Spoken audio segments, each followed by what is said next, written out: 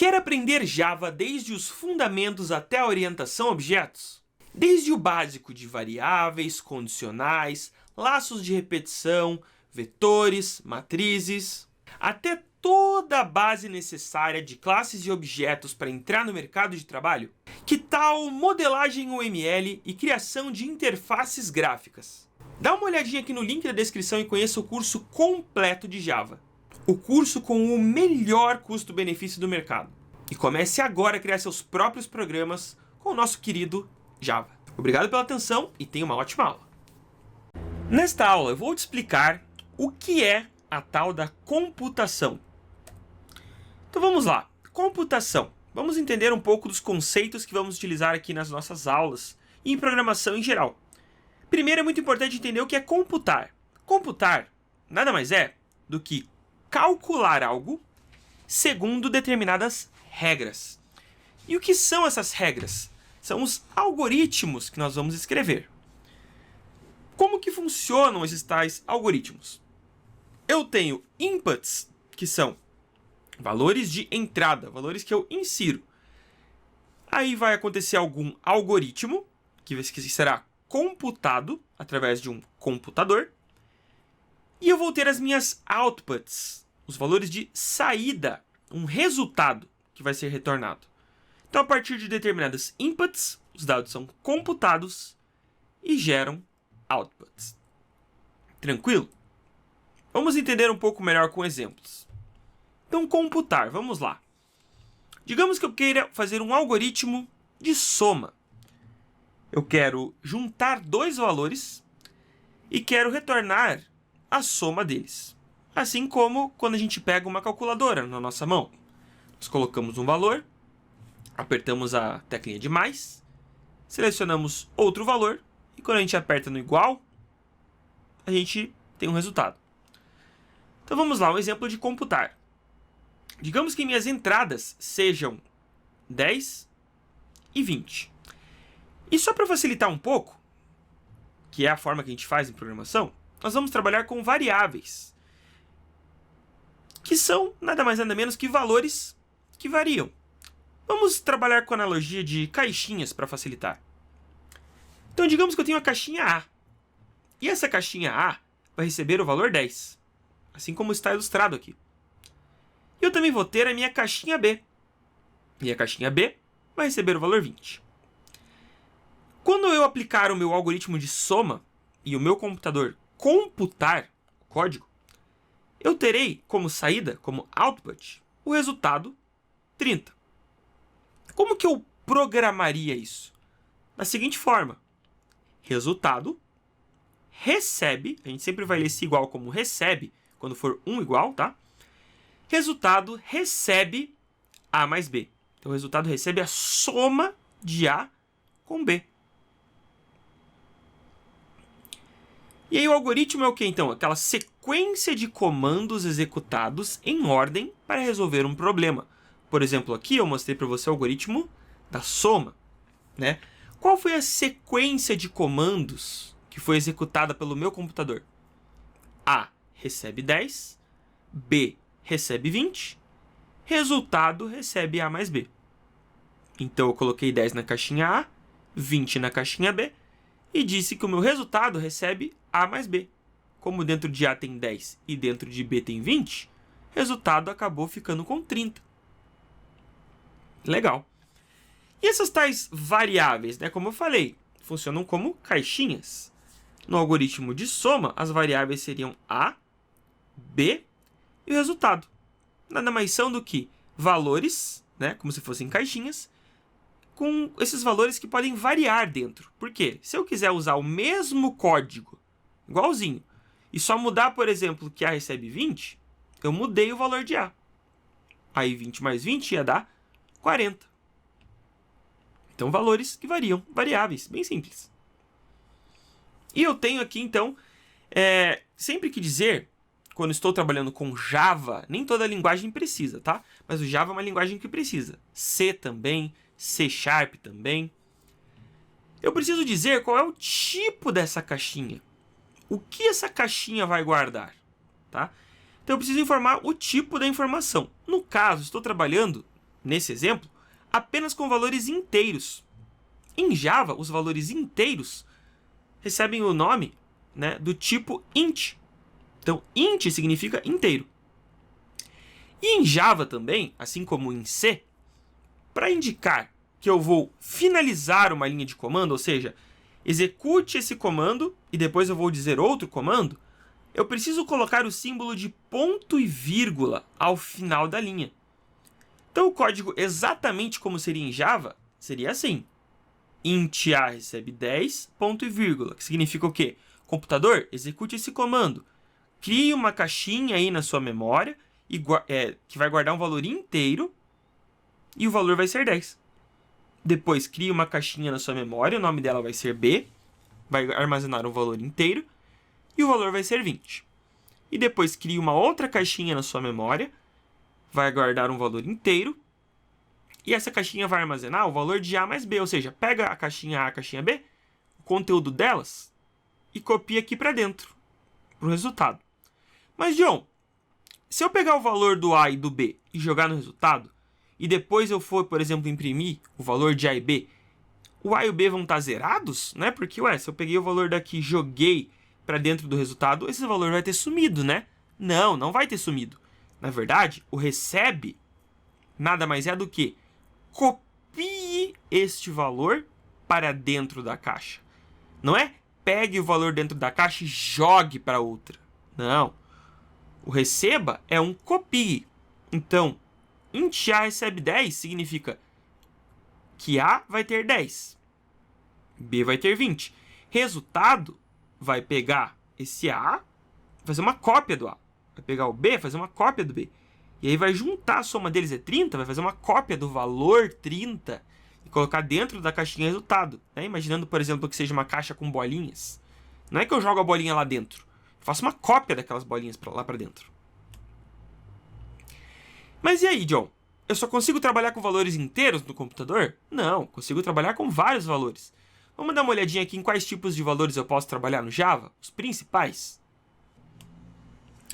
Então vamos lá. Esse aqui você já conhece, acabei de mostrar. Int para números inteiros. Exemplos: 10, 25, 67. Eu tenho dois tipos de variáveis para trabalhar com números quebrados no Java. Float e o double. Então eu tenho o float e o double. Muito bem, qual que é a diferença entre eles, se os dois podem representar números quebrados? Vamos lá. Bom, na memória do computador, eu não vou entrar em muitos detalhes aqui, porque senão realmente ia ser uma aula inteira sobre gerenciamento de memória. Mas simplificando, tá? O float, ele permite uma menor quantidade de casas decimais. Isso é bom quando eu vou usar programas que não vou precisar de muitas casas decimais, porque ele ocupa menos memória na execução do meu programa. O double, ele permite um armazenamento de mais casas decimais, o que é ruim quando eu não vou precisar de tantas casas decimais, porque ele vai reservar lá na memória um espação desnecessário. Porém, o double é muito mais fácil de trabalhar, porque eu não preciso ficar colocando esse Fzinho aqui, ó, depois do valor, e as funções também são mais simples, né? Ao longo do curso vocês vão entender por quê, tá? Eu recomendo então que você use o double para evitar dor de cabeça, enquanto para você não vai fazer muita diferença. E se você precisar de muitas casas decimais, você também já vai ter a oportunidade de trabalhar com elas usando o double, tá bom? Então, simplificando, é mais ou menos isso. O float é muito chatinho de trabalhar, principalmente por causa desse Fzinho que você tem que ficar colocando aqui no final de cada número quebrado, tá bom? Então, vamos utilizar o double. Temos o char, que é bem utilizado para letras, por exemplo, letra A, G, X.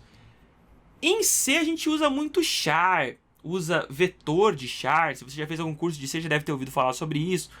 Mas em Java é muito mais utilizado string mesmo, porque quando a gente for trabalhar com palavras, essa classe, esse tipo de variável string, facilita muito a nossa vida, tá? Então vamos trabalhar muito com strings, por exemplo, para guardar a palavra banana, a palavra uva. E também usamos bastante o boolean, que é, traduzindo para booleano, simplesmente um tipo de variável que aceita dois valores, true e false, verdadeiro ou falso. Verdadeiro geralmente é representado por 1, o número 1 é entendido como verdadeiro, e o falso é entendido como o 0, tá? Mas o boolean em si vai armazenar o valor true ou false. muito utilizado para a gente tomar decisões. Nós temos também os nossos operadores matemáticos, que são esses aqui os principais, tá? Existem outros, existe biblioteca matemática que dá para fazer coisas bem mais complexas, por exemplo, exponenciação, logaritmos, tudo mais. Mas o básico é isso aqui. Soma é o sinal de mais, subtração é um tracinho de menos, multiplicação é o asterisco, divisão é a barra e porcentagem significa resto da divisão entre dois números. Então vamos lá. Função, como o próprio nome diz, é algo que vai executar uma função. Então, um pedaço de código que tem um objetivo, uma função. E o conjunto de funções é o que a gente chama de biblioteca. Então, bibliotecas são o quê? Conjuntos de comandos para realizar alguma função no código. Então, essa função padrão do Java, né? Porque assim, toda vez que a gente executa um programa Java, se você já trabalhou com C, é a função main, é a nossa função principal. O nosso programa, nossa ideia precisa saber por onde ela começa a execução do nosso código. Então, por padrão, praticamente toda linguagem tem uma função chamada main. A função padrão do Java se chama main também. Toda vez que a gente cria um código vazio mesmo que seja, ele já vem com essa função aqui, ó. Public static int main string args. Tá, nossa, John, o que é tudo isso? Calma, calma. Quando chegar na aula de função, eu vou explicar exatamente, você vai entender o que é public, static, int, main, tá? Por enquanto, você entender que tudo que tiver após esse main aqui vai abrir umas chaves, tudo que você colocar dentro serão as primeiras coisas que serão executadas no código. Tá ótimo por enquanto, tá? Lembra que eu já sempre falo para vocês. Quando estamos aprendendo programação, alguns conteúdos nós temos que simplesmente aceitar. Eles são assim e pronto. Por quê? Se eu paro na primeira aula para explicar toda essa função aqui, é um conteúdo dentro do outro. Porque public é uma aula só para isso, static é uma aula só para isso, int é uma aula só para isso, string, args é uma aula só para isso. E ao longo do curso você irá compreender. Não se preocupe, tá? Eu não vou explicar tudo agora, porque senão, realmente, que eu expliquei, vai ser uma aula de 50 minutos e você não vai nem ter criado seu primeiro programa. Tudo bem? Muito bem, então vamos lá. Outras funções padrão da linguagem, como imprimir e ler valores, vêm com algumas bibliotecas já automaticamente no Java. E nós vamos entender isso também quando estiver começando a fazer os programas. Tá? E aí, só para simplificar também um pouquinho da vantagem de trabalhar com Java e não com outras linguagens, é que o Java tem uma linguagem com o paradigma de orientação a objetos. E o que é esse tal de paradigma de orientação a objetos? Bom, nós vamos trabalhar com classes que funcionam como se fosse um molde, um modelo para criar algo computacionalmente. E esse molde vai ter algumas variáveis, que são os atributos, e algumas funcionalidades. Nossa, John, que complexo. Como assim? Dá um exemplo. Te dou um exemplo. Vamos lá, digamos que eu queira representar um cachorro com programação. Então eu vou lá criar a classe cachorro para representar isso. E o cachorro vai ter algumas variáveis, os atributos, por exemplo, a raça do cachorro. Aquele cachorro tem quantos quilos? Aquele cachorro morde, não morde? Qual região aquele cachorro? Né? São variáveis. E funcionalidades desse cachorro, né? Como assim funcionalidades? Ah, por exemplo, o cachorro ele anda, ele vai latir, ele pode piscar, ele pode fazer várias funcionalidades, certo? Então eu estou representando o mundo real através de classes. São esses moldes. E nós temos os objetos que utilizam esses moldes para criar uma instância específica. Então, por exemplo, eu criei lá a minha classe cachorro, e aí eu vou criar um cachorro específico, o meu cachorro Mike. E aí eu vou colocar Mike e vou dizer que o nome dele é Mike, né? Cachorro.nome é Mike. Aí eu vou fazer o Mike andar, Mike.ande, e assim por diante. Então, eu vou orientar esses meus objetos, que são instâncias que foram criadas a partir de moldes, que são as minhas classes, tá bom? Não se preocupe também, teremos aulas, teremos sessões inteiras só sobre orientação a objetos. Isso aqui é apenas uma introdução. Você não precisa entender tudo agora, é só ter uma ideia. Muito bem, então eu espero que você tenha entendido aí a base de como que funciona o Java. Eu sei, talvez muitas coisas estejam confusas por enquanto, mas assim que a gente colocar a mão na massa e começar a desenvolver os nossos primeiros códigos, tudo ficará mais claro. É sempre bom passar um mínimo, eu tô passando o mínimo do mínimo de teoria aqui, só para também vocês não ficarem totalmente perdidos e alheios. Tudo bem? As coisas mais específicas aprenderemos ao longo do curso. Muito obrigado, te vejo na próxima aula.